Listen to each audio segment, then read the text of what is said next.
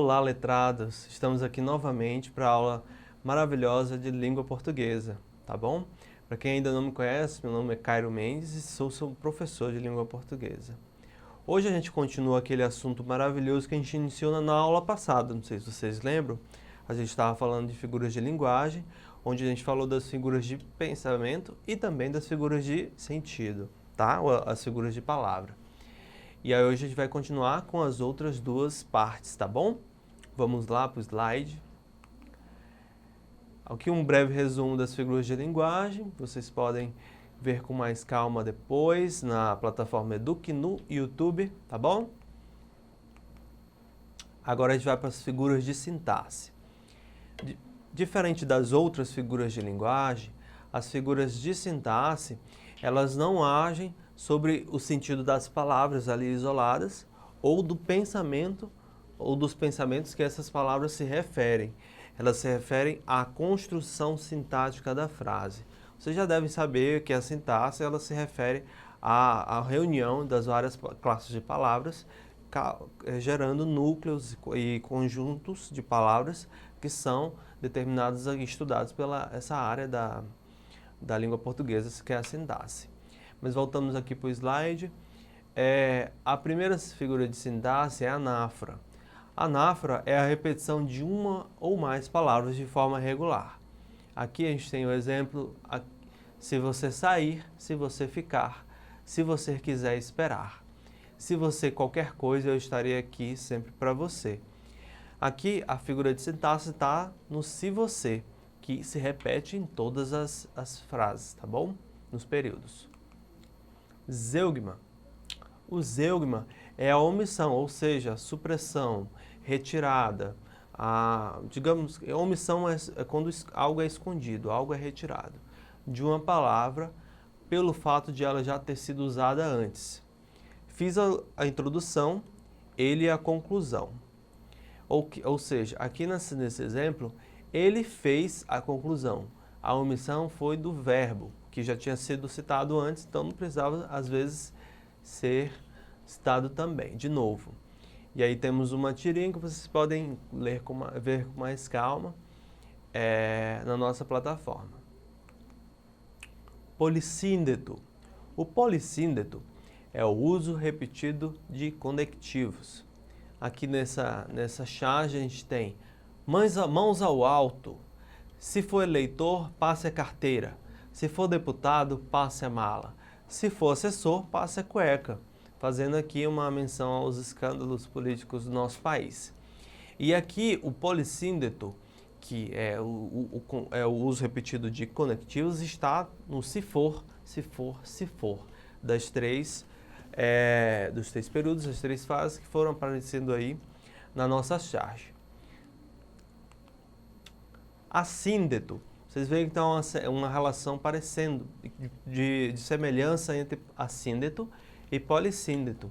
Porque em vez de acontecer a repetição, aqui ocorre a omissão, ou seja, eles são retirados.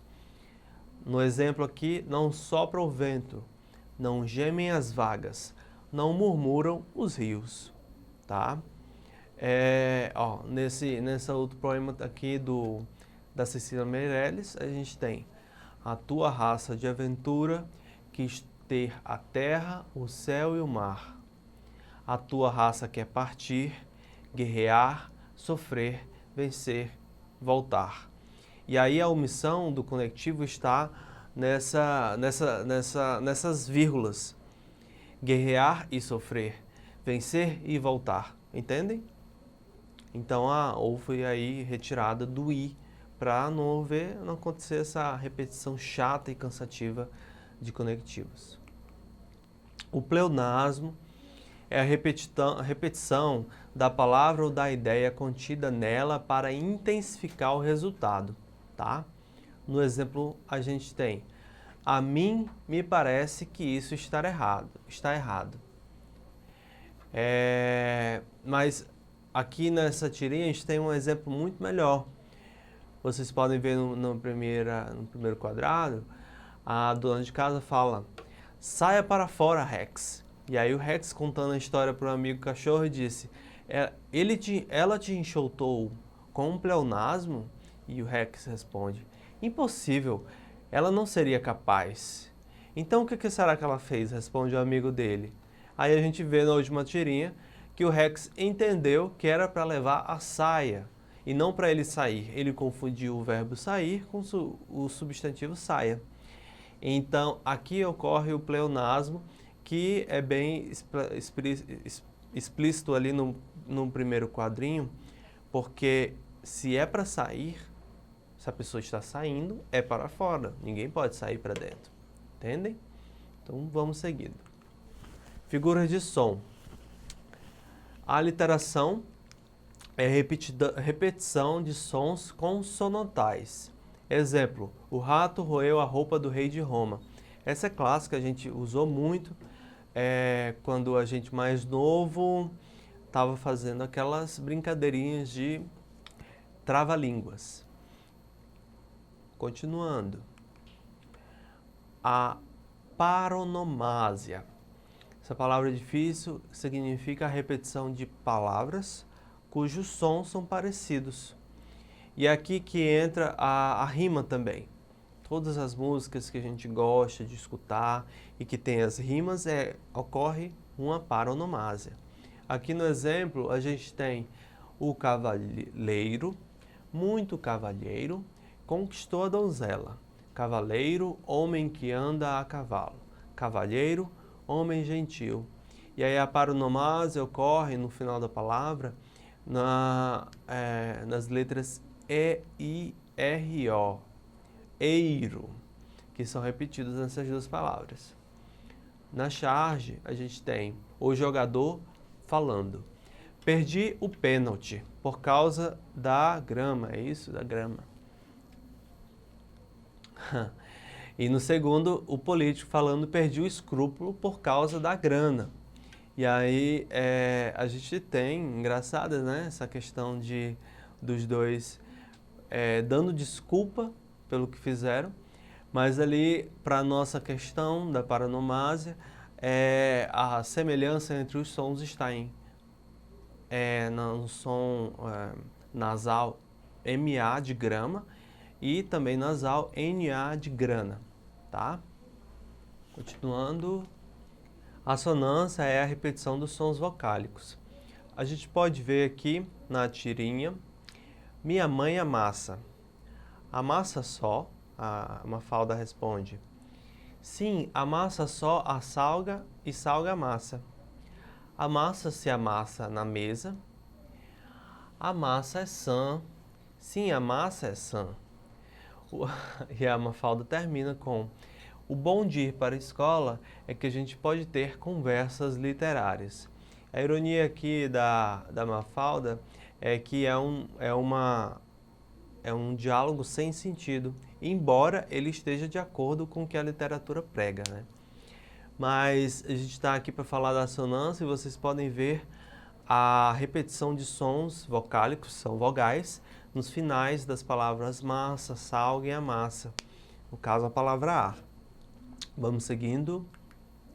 Onomatopeia, essa é conhecidíssima, todo mundo conhece, porque ela é a mais famosa, porque é a palavra que é utilizada, é a figura de som que é utilizada para expressar sons de animais, por exemplo, que não tem como a gente descrevê-los, né, por um conceito.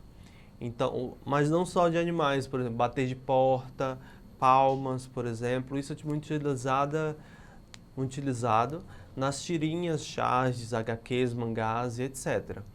Então, a onomatopeia ela é muito utilizada nesses tipos de expressões, nesses gêneros textuais e nessas formas de expressão artística. Mas vamos para a tirinha do Cebolinha ali. Bum, bum, bum. Cebolinha, quer parar de fazer barulho? Aí o pai dele sofrendo de novo com buá, buá, buá. Então aí a expressão do som na tirinha, porque ela não pode expressar som, obviamente, ela se dá nesse bum, bum, bum e no buá, buá, buá. que faz o tambor ali do Cebolinha, entenderam? Então, isso é onomatopeia. Então, meus alunos letrados, essa foi a segunda aula de figuras de linguagem. Eu espero que vocês tenham conseguido entender com profundidade esse assunto que é tão complexo e vasto e que merecia muitas aulas e muitas explicações. Mas eu queria deixar para vocês algumas dicas de que vocês podem fazer para fixar melhor esses assuntos. Hoje, quando vocês verem esse vídeo, vocês tirem um tempo para 1 hora, 2 horas depois, revisarem e depois fazerem exercícios com esses assuntos que foram abordados. As figuras de pensamento, que foi assunto da nossa aula, de palavras também, assunto da última aula, e dessa aula, as figuras relacionadas a sons e as figuras de sintaxe, tá bom? Principalmente as de sintaxe, que elas são as mais complexas por elaborar e trabalhar com esse aspecto da gramática, que ele é mais difícil, tá bom? E aí vocês façam esse exercício no mesmo dia. Por quê? Porque se vocês fazem o exercício no mesmo dia, o cérebro de vocês, ele tende a perceber que aquela memória ali que você está elaborando, ela é importante e então você vai ter mais facilidade para fixar aquilo enquanto você dorme, tá bom? Dando dicas aqui de neuroaprendizagem, que é um assunto que eu gosto bastante, para vocês melhorarem a aprendizagem de vocês. E não esqueçam de que a internet é uma boa e grande amiga de vocês nesse processo de aprendizagem e nós estamos aqui, através da plataforma Eduque, para auxiliá-los no seu processo, nessa caminhada de conhecimento, tá bom? Meu nome é Cairo Avner e agradeço pela oportunidade e tchau, tchau.